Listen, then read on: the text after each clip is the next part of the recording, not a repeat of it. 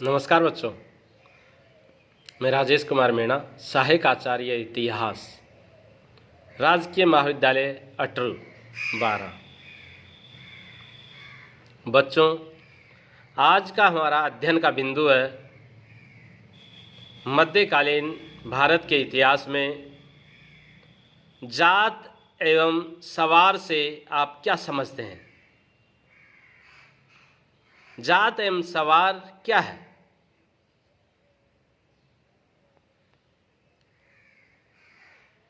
मनसबधारी व्यवस्था जो कि मुगल कालीन भारत में विद्यमान थी, उसी से संबंधित शब्दावली है ये। जात एवं सवार दोनों के बारे में हम विस्तार से चर्चा करेंगे। मनसबदारी व्यवस्था में व्याप्त भ्रष्टाचार और घोड़ों संबंधी धोखाधड़ी को समाप्त करने के लिए मुगल सम्राट अकबर ने अपने शासन के अंतिम वर्षों में मनसबदारी व्यवस्था में जात और सवार के 2 पदों को प्रारंभ किया। प्रत्येक मनसबदार को जात और सवार के दोनों पद प्रदान किए गए।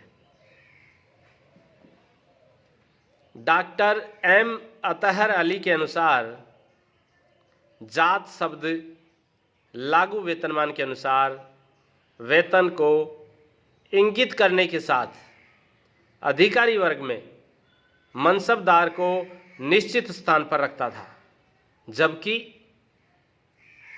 सवार पद इसका निर्धारण करता था कि मनसबदार को कितने घुड़सवार और घोड़े रखने पड़ेंगे।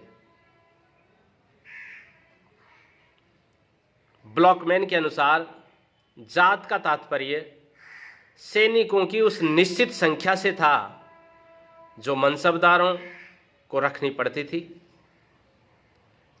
और सवार से आज से घुड़सवारों की निश्चित संख्या से था।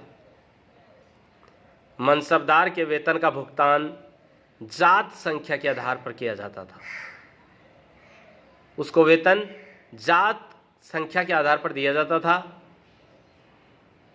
इसके विपरीत विलियम इरविन के मतानुसार सवार पद एक अतिरिक्त सम्मान था और प्राप्तकर्ता को जात की संख्या में अतिरिक्त सवार पद से निश्चित सैनिकों को भी रखना पड़ता था। Doctor RP. त्रिपाठी के अनुसार सवार पद एक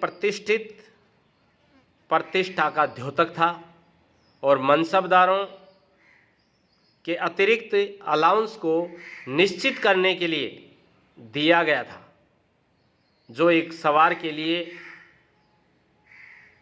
2 रुपया के हिसाब से वेतन के अतिरिक्त दिया जाता था। जबकि अब्दुल अजीज का मत है कि जात पद के अंतर्गत मनसबदार को एक निश्चित संख्या में हाथी, घोड़े तथा सामान ढोने के लिए बैलगाड़ी आदि रखना आवश्यक था।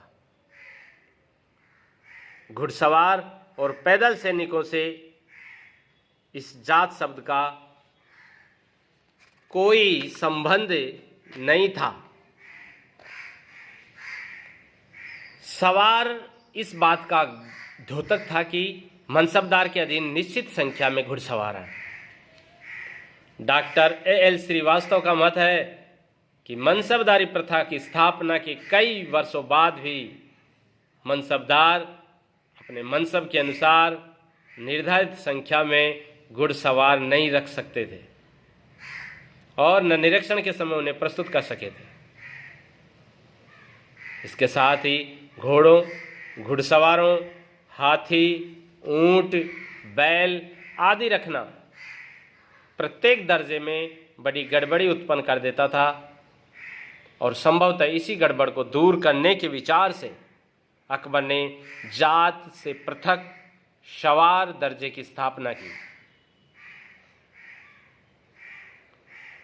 इसके पश्चात जात दर्जे से घुड़सवारों का बोध नहीं होता था, बल्कि ये पता चलता था कि कितनी संख्या में हाथी, घोड़ों तथा सामान ढोने के लिए बैलगाड़ी आदि को रखना है, जबकि सवार का पद केवल घुड़सवारों को निश्चित करना था।